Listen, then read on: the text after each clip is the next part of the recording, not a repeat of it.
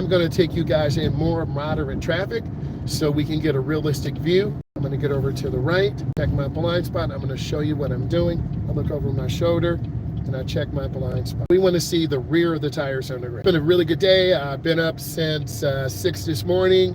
Expressway, road test prep, right turns, left turns, lane changing, roundabouts. Okay, we're gonna make our turn, but then we need to get over to the left lane. Some cities, some states have J turns. You can't make a left at the intersection, so the light's now yellow, now it's red. We have to stop. And we're gonna be in the inside lane and we stop. Positioning the wheels to the left, so when it's clear, I'll make a left in the inside left turn lane. There's a lot of traffic here. I'm going to show you what you should be doing.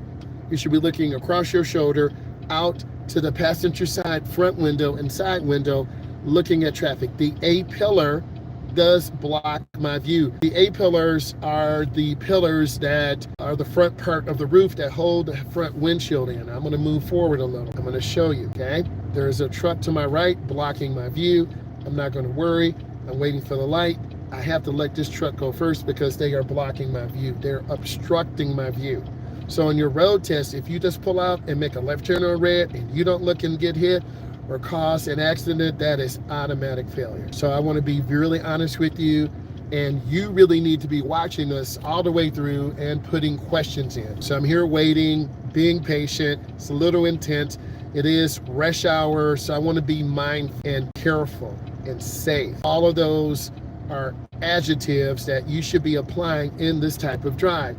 I'm going to inch forward, see if I can see. I don't want to go out too far, and I'm going to wait.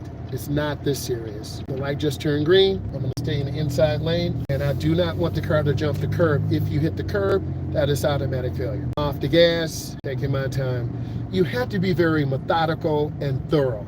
If you're not methodical and thorough, you're going to make mistakes. You will fail your road test. We're establishing front bumper reference points. We're establishing rear bumper reference points. If you just joined us, we're talking about the driving skills report card. I'm a state certified instructor. This is Driving with Myles. I'm gradually picking up, rolling into the throttle. I'm looking ahead, and once I get to the posted speed limit, I back off. That car's from Texas, out of the state driver, kind of drifting toward us, lifting my foot. I'm right about at 5-0. I don't want to go over the limit.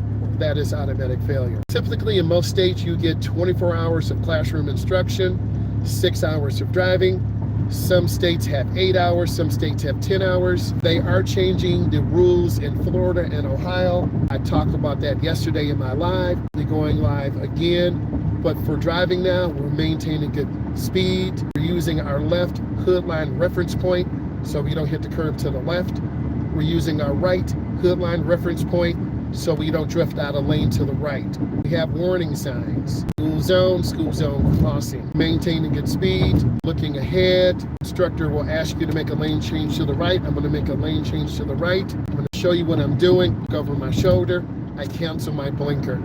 Now I'm gonna settle down. Show you the front view. Now I'm using the ball of my foot and I'm having a smooth slowdown. If you slam brakes, you will lane.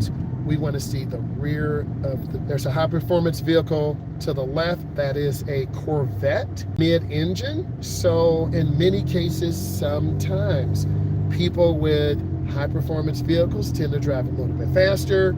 It is a beautiful Corvette, but you have to respect the power and authority of a vehicle like that. Lifting my foot,